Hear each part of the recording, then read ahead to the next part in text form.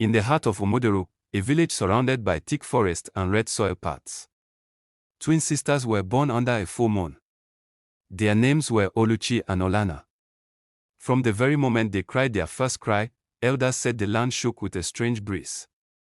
Their mother, Mama Njidika, had almost died giving birth to them, and many whispered that the girls came with a curse.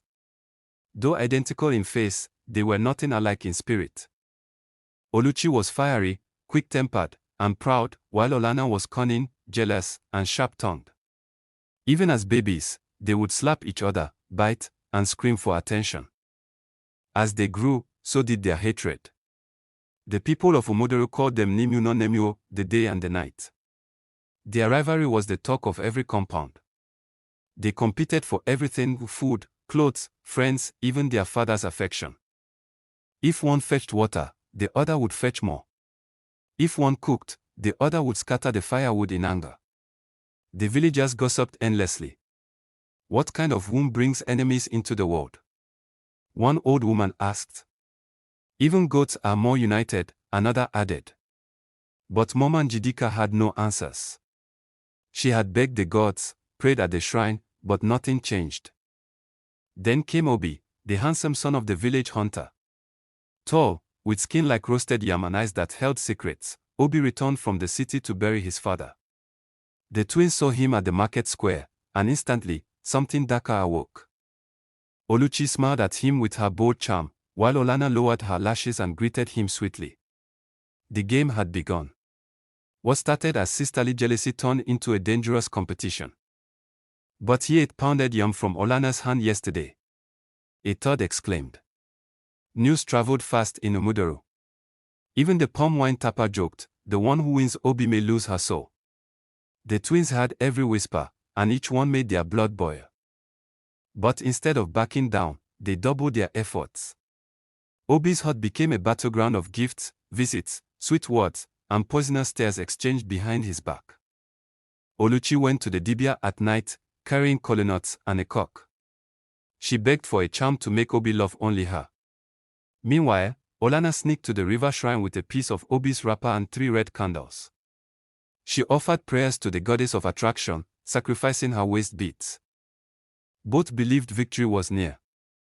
But the spirits watched and laughed, for love born from hate bears bitter fruit. That week, Obi fell ill mysteriously. He stopped showing up at the market and wouldn't open his door to either of them. Rumors started again, had the twins cursed him. One afternoon, Oluchi sent Obi a pot of nsole soup. Olana, suspecting foul play, rushed to the hut and poured it out, replacing it with her own ofong soup. But Oluchi found out and slapped her in front of the elders. One afternoon, Oluchi sent Obi a pot of nsole soup. Olana, suspecting foul play, rushed to the hut and poured it out, replacing it with her own ofong soup. But Oluchi found out and slapped her in front of the elders. Witch!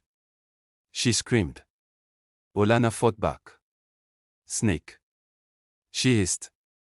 The fight was so wild, the town crier had to beat his gong to summon peace. Obi, weak and confused, watched them tear each other apart. That evening, someone tried to poison Olana's water pot. She suspected Oluchi, while Oluchi swore her innocence. Trust vanished. Each day now smelled like betrayal. The village elders called a meeting. The chief priest, Enzobina, stood with his red cap and said, "What grows from envy dies in shame." He warned the twins that their hatred was inviting misfortune. The gods do not bless the heart that plots poison, he said.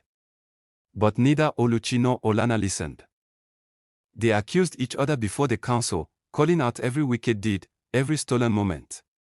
Their mother wept silently. If I had known, she sobbed, I would have begged the gods to take them at birth. Yet the twins remained blind, obsessed, enraged, and broken. One moonless night, Obi vanished. His hut was empty, his mat folded, his footprints gone. He left behind a letter, "I cannot be the price for destruction. I came seeking peace but found war. May you both find healing." The news scattered like harmattan dust. The twins were shocked.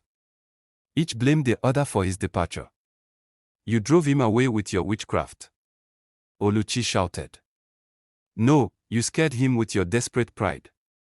Olana replied. They both cried, but not for love, for defeat.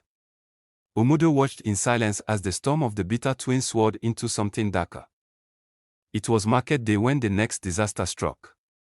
As Oluchi tried to sell her palm oil, her basket caught fire from nowhere. People screamed. Olana's store, nearby, collapsed without reason. Rain fell, only on their wares. The Dibia was called again. The land rejects your feud, he declared. Until you cleanse your hearts, destruction will not stop. But instead of repenting, the sisters turned to new tricks. Oluchi started spreading lies about Olana sleeping with married men. Olana responded by saying Oluchi was barren, cursed from birth. Hatred had become their language. Love, even family, was a forgotten tongue. One quiet night, Olana prepared yam porridge and added powdered poison, meant for Oluchi. But their mother, unaware, tasted it first. She fell to the ground, foaming at the mouth. The entire village gathered at dawn. Oluchi accused Olana immediately. She did this. Olana fell to her knees. I didn't know she would eat it. The truth poured out like broken calabash water. Mama Njidika was rushed to the herbalist, who battled to save her. The twins were tied to the sacred tree for public shame. The chief declared, "You have poisoned not only food, but the soul of this land." Bound to the sacred tree, Oluchi and Olana sat in silence as villagers threw insults like stones. The once admired twins had become a cautionary tale. Children were forbidden from speaking their names. The priestess of the river, Mama Ogodo, came forward and demanded they be brought to the river for cleansing. The river sees all, she said. There, before the eyes of the village, they were bathed in cold water and forced to confess their crimes. I tried to charm him, Oluchi said. I tried to poison her, Olana added. But the river turned muddy. The gods are still angry, Mama Ogodo warned. The worst has not yet come. The very next week, Oluchi's hut caught fire in the middle of the night. Her screams woke the entire village. The fire swallowed her roof, her clothes, everything she owned. People whispered, "It is karma." As she stood in ashes, Olana came forward smirking, "Maybe your charms backfired." But the next night, a black cobra was found inside Olana's bed, coiled and ready to strike. She barely escaped with her life. That same night, her goat gave birth to a deformed kid with 2 heads. Elders were summoned again. The spirits will not rest until you both do, the chief priest warned. Your hate has awakened demons. May the wild teach you what we could not, the town crier announced. Villagers watched as the twins disappeared into the woods, heads held low, eyes burning with silent blame. For the first time, there were no insults, no gossip. Just shame. The forest was silent except for the cries of night birds and the whisper of trees. At first, Oluchi and Olana walked far apart. But when night fell and strange howls echoed, they drew closer, not from love, but fear. Hunger gnawed at their bellies. Their wrappers were soaked from rain. On the 3rd night, they found an abandoned hut and took shelter. It was there that the ghost came, shadows of Obi, their mother's cries, burning homes, poisoned pots. They screamed in their sleep. We brought this upon ourselves, Oluchi muttered one dawn. Olana looked away. I would do it again, she said bitterly. A year passed. Only hunters reported seeing their shadows near the edge of the forest. Rumors swirled, some said they died, eaten by spirits. Others claimed they turned into birds that cried at night. Then, one rainy morning, villagers found 2 figures kneeling silently at the edge of Umuduru, hair wild, eyes hollow, lips sealed. They had returned, not with apologies, but with silence. The chief approached. Do you bring peace or more poison? But the twins said nothing.